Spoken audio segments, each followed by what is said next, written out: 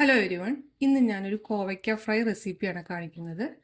ഇത് കോവയ്ക്ക ഇഷ്ടപ്പെടാത്തവർക്കും ഈ രീതിയിൽ ഉണ്ടാക്കി കഴിഞ്ഞാൽ ഇത് ഇഷ്ടാവും.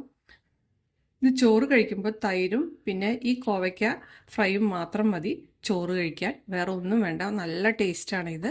എല്ലാവരും ഈ റെസിപ്പി ഒന്ന് ട്രൈ ചെയ്ത് നോക്കൂ.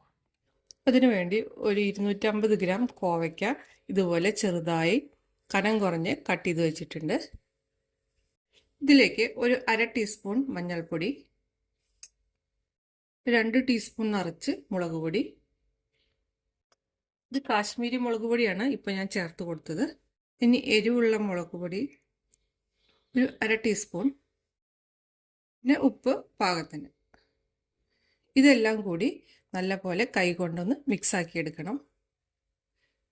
ഇപ്പോൾ കോവയ്ക്കും മസാലയും കൂടി നല്ലപോലെ മിക്സാക്കി വെച്ചിട്ടുണ്ട്. ചൂടാക്കി അതിലേക്ക് 2 ടേബിൾ സ്പൂൺ എണ്ണ ഒഴിച്ച് കൊടുത്തിട്ടുണ്ട്. ഇനി അതിലേക്ക് കടുകിടാം. കടുക് പൊട്ടിക്കഴിഞ്ഞാൽ ഒരു 4-5 വെളുത്തുള്ളി ചെറുതായി അരിഞ്ഞത് ചേർത്ത് കൊടുക്കാം. ഇനി ഇതിലേക്ക് വലിയൊരു സവാള അരിഞ്ഞത് ചേർത്ത് കൊടുക്കാം. ഇനി ഒരു പച്ചമുളക് അരിഞ്ഞത് കൂടി ചേർക്കാം. ഈ സവാള ഒന്ന് നല്ലപോലെ ഒന്ന് വഴറ്റിയെടുക്കാം. ഇതിലേക്ക് കറിവേപ്പില ചേർത്ത് കൊടുക്കുന്നുണ്ട്. ഇനി നേരത്തെ മിക്സ് ചെയ്ത് വെച്ച കോവയ്ക്ക ഇട്ട് കൊടുക്കാം.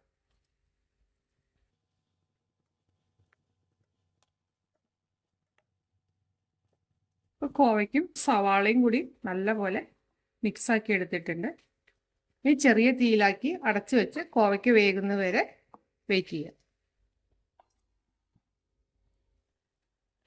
ഇടയ്ക്കിടയ്ക്ക് ഇങ്ങനെ ഒന്ന് ഇളക്കി ഇട്ട് കൊടുക്കണം.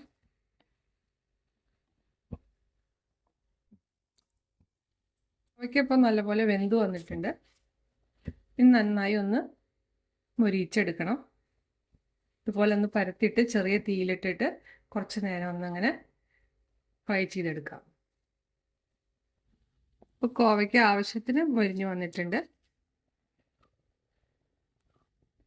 ഇനി ഗ്യാസ് ഓഫ് ചെയ്യാം.